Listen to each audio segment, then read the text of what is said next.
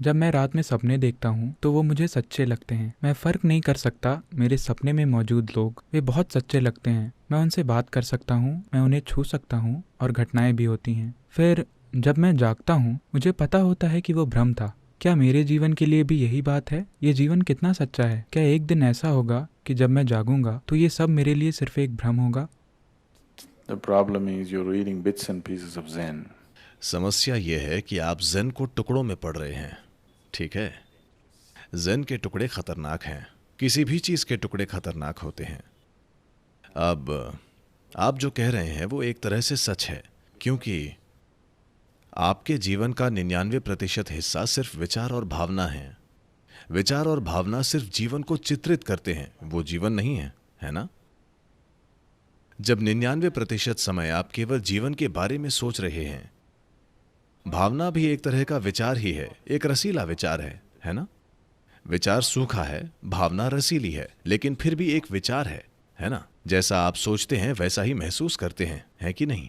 हाँ, है कि नहीं?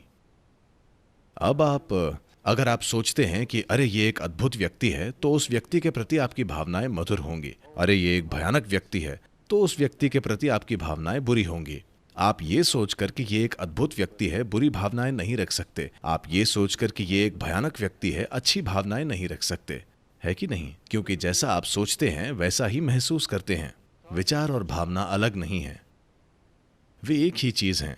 वे सिर्फ विचार हैं, एक सूखा है, दूसरा रसीला है। चूंकि ये रसीला है, ये लंबा चलता है, इसलिए आपको लगता है कि वे अलग हैं। तो आप ऐसे सोच सकते हैं।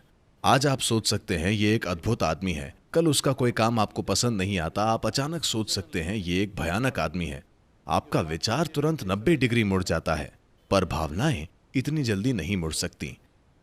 वे लंबा समय लेती हैं। इसमें कुछ दिन या एक महीना लग जाता है, लेकिन कुछ समय बाद वे विचार से आकर जुड़ जाएंगी, है कि नहीं?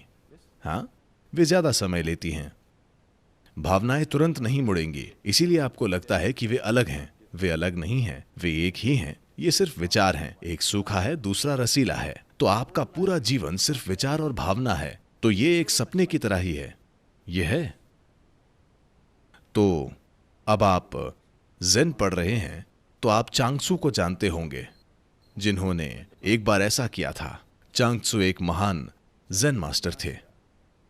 उनके मठ में कई भिक्षु थे और वे एक जाने माने गुरु हैं। एक दिन सुबह अचानक वे बहुत दुख की स्थिति में हैं।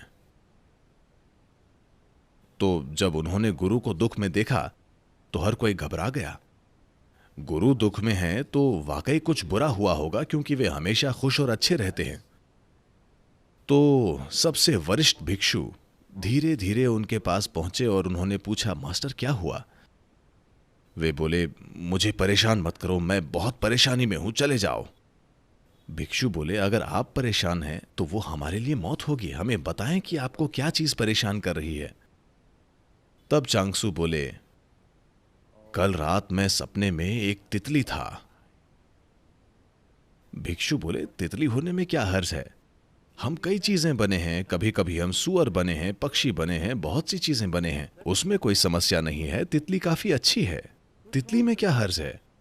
उन्होंने कहा, बेवकूफों, तुम्हें समझ में नहीं आ रहा कि जब मैं तितली था मैं वाकई में उड़ा। मैं जाकर फूल पर बैठा, मैंने फूल को महसूस किया, मैंने फूल को सूंघा, मैंने फूल को चखा, वो सब सच था। अब मुझे ये नहीं पता कि मैं चांग त्सू तितली बनने का सपना देख रहा हूँ या मैं तितली हूँ जो चांग त्सू होने का सपना देख रही है। सच क्या है? क्योंकि दोनों समान रूप से सजीव और सच्चे लगते हैं। जब आप सिर्फ विचार प्रक्रिया पर जीते हैं तो ऐसा ही होता है।